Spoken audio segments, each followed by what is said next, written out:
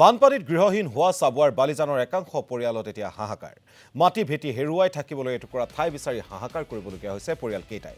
নদীৰ পাৰত জীৱ-জন্তুৰে সহাৱস্থান অসহায় পৰিয়ালকেইটাৰ আশ্ৰয়ৰ বাবে অকণমান মাটি বিচাৰি চৰকাৰক কাটৰ আহ্বান জনাইছে দুৰ্বিষহ জীৱন কটাবলগীয়া হোৱা পৰিয়ালকেইটাই আৰু এই সন্দৰ্ভত আমাৰ চাবুৱাৰ সতীৰ্থ বিশ্বজিৎ ফুকনৰ এক প্ৰতিবেদন আপোনালোকলৈ আগবঢ়াইছো। মই এই মুহূৰ্তত উপস্থিত আছো ব্ৰহ্মপুত্ৰৰ পাৰত আৰু বৰ্তমান সময়ত দৰ্শকসকলক দেখুৱাইছো এই স্থানত প্ৰায় বালিজান বিন্ধাকটাৰ পৰা বালিজান এফালে বগৈতেলৈকে প্ৰায় 5 কিলোমিটাৰতকৈ অধিক যি খহনীয়া প্ৰতিৰোধৰ বাবে জিঅ' বেগৰ কাম কৰা হৈছিল আৰু তাৰ পিছতে শেহতীয়াকৈ এই বছৰ যি বাৰিষাত এতিয়া ব্ৰহ্মপুত্ৰৰ প্ৰবল খহনীয়া এতিয়া বৃহত্তৰ অঞ্চলটোৰ প্ৰায় 5 কিলোমিটাৰতকৈ অধিক যি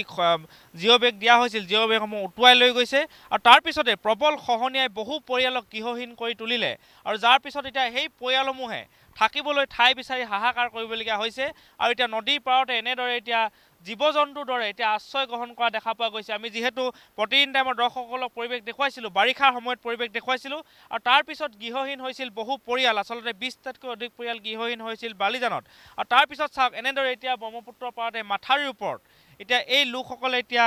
জীয়াই থাকিবলগীয়া হৈছে আৰু চাওক এই মুহূৰ্তত মই পৰিৱেশটো দেখুৱাইছোঁ চাওক কি এটা ভয়াৱহ পৰিৱেশ আচলতে মানুহ থাকিব এনেদৰে পাৰে জানো সেয়া আপোনালোকে হয়তো দেখিলে অনুমান কৰিব পাৰিব। ইয়াত চাওক এজন যুৱক বৰ্তমান সময়ত শুই আছে আৰু ওপৰত ফটা ত্ৰিপালতে এনেদৰে এতিয়া এই ঠাণ্ডাৰ দিনত এই লোকসকলে জীয়াই থাকিবলগীয়া হৈছে। এনেদৰে এতিয়া আচলতে ঘৰ নিৰ্মাণ কৰিবলৈ তেখেতলোকৰ হাতত আৰ্থিকভাৱে সক্ষম নহয় যাৰ ফলত এনেদৰে আচলতে কাপোৰ ত্ৰিপাল ঘৰৰ পৰা যিসমূহ আচলতে 2 এপদ টিং আনিব পাৰিছিল সেইসমূহ আনি এতিয়া এনেদৰে তেখেতলোকে জীয়াই থাকিবলগীয়া হৈছে জীৱন সংগ্ৰাম কৰিবলগীয়া হৈছে। মুহূৰ্তত স্থানীয় লোকসকল আছে গৃহহীন পৰিয়ালসমূহ তেখেতলোকৰ পৰা জানিবলৈ চেষ্টা কৰিম। আপোনাৰ ঘৰটো কোন ঠাইত আছিলে? এইফালে আছিলে ঘৰটো উটুৱাই নিলে সব ভাঙি দিলে এতিয়া ইয়াতে আছে আপুনি? ইয়াত কিমান দিন হ'ল ইয়ালৈ? হৈ গ'ল 2 মাইনা 4 মাইনা আৰু কোন হলো এতিয়া এইটো ইমান ঠাণ্ডা নদীৰ কিনাৰতে ঠাণ্ডা লাগে বহুত ঠাণ্ডা লাগে। খোৱা বোৱা কি কৰিছে? খাওয়া বাবা তো খুঁজে করে খাচ্ছি মাছ মারছি তো ভাত খাচ্ছি কি করবো রিলিফ দিচ্ছে তো রিলিফটা কতদিন না যাবে আদায় হয়ে যাচ্ছে ঘরে পরিয়াল আহে কিমান পৰিয়াল আপোনালোকে নটা আছে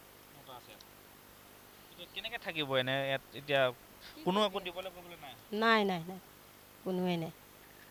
বহুত দিগদাৰি হৈছে আমাৰ। আপোনাৰ ঘৰ? আমাৰ ঘৰ ইয়াতে আছিলে উটুৱাই নিলে এতিয়া উটিয়াই নিয়াৰ পিছত আমি গ'লোঁ বজাৰ ঘৰত থাকিলোঁ। বজাৰ ঘৰত থকা অৱস্থাত তাৰপিছত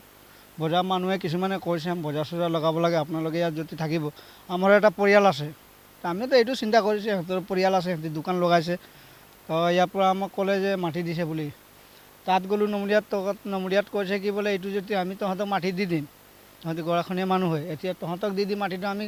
কোম্পানী মাটি হ'লে কি হয় এতিয়া আমি সেইটো মাটি দিছিলে আপোনালোকক? দিছিলে তাত ক'লে কি সেইটো মাটি এতিয়া নিদিওঁ বুলি কৈছে তাৰ মানুহকেইটা নিদিলে আমি গৈছিলোঁ চপা কৰিলোঁ এদিন তাৰপিছত চপা হৈ যোৱা তাৰপিছত আমাক মানুহকেইটা গাঁৱৰ উঠি কিনি ওলাই আহিলে তাৰপিছত কৈছে তহঁতি থাকিব দিম নেলাগে তহঁতি ইয়াৰ পৰা যাগে আমি গৈ কিনে খুটা চুটা পুতিছিলোঁ সেইকেইটা গোটেই উঠাই পেলাই দিয়াৰ পাছত আমি আহি গ'লোঁ ইয়াত আহি কিনে বজাৰ ঘৰত থাকিলোঁ তাৰপিছত মানুহে কৈছে বজাৰ বানাৰসৰ ছিজন হ'ল তেতিয়া মানুহ কৈছে বজাৰ লগাম তহঁতি ইয়াৰ পৰা ওলাই যা কিছুমান বাগানৰ মানুহো কৈছে আমি ওলাই আহি কিনে ইয়াত এতিয়া মথৰিত বনাই আছোঁ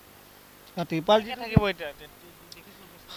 এতিয়া ত্ৰিপালে যেনেকৈ দিছে ত্ৰিপালটোতো 15 দিন হ'লগৈ তাৰপিছতে এইটো ফালি ছিগি খতমেই পালে। এতিয়া চৰকাৰক কি ক'ম যিটো যেতিয়া হ'ল তেতিয়া অলপ চলপ দিলে এতিয়াতো ইলেকশ্যনৰ ছিজনো আহিলে এতিয়া চাবলৈও নাই অহা যে মানুহে কি হৈছে কি নহৈছে বুলি ইলেকশ্যন ছিজনো আহিব ক'বা আমাক যে ভোট লাগে তে ছেক্ৰেটেৰী প্ৰেছিডেণ্ট মেম্বাৰ কিমান ওলাব এতিয়া একেলগে এইকেইটা মানুহে এতিয়ালৈকে কোনো সুধিবলৈও নাই অহা। মই আচলতে এই অৱস্থা মই বৰ্তমান দেখুৱাইছোঁ নিৰ্বাচনৰ সময়ত কৈছে নিশ্চয়কৈ বিশ্বজিৎ ফুকনক এই মুহূৰ্তত ধন্যবাদ জ্ঞাপন কৰিছোঁ।